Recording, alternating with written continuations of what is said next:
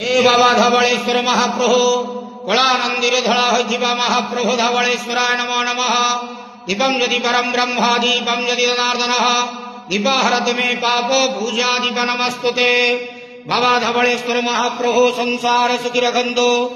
आज महाशिवरात्रि जागर उपवास शुभ बुधवार रे समस्त श्रद्धालु भक्त मान को आश्रीपद करंतु मनस्कामना पूर्ण करंतु कर्म क्षेत्रोन्नति करंतु ग्रहरिष्ट मान खंडन करंतु जगतर मंगल करंतु विश्वर कल्याण करंतु समस्त द्वादशा भक्त मानकर मनस्कामना पूर्ण करंतु सेवकर डाके श्रवण करंतु आपणकर नाम विख्यात करंतु समस्त जागर उपवास व्रतधारी मानकर मनस्कामना पूर्ण करंतु। हे बाबा धवळेश्वराय नमो नमः। संसार सुखी रखंतु नंदे देवार हरि बोलो।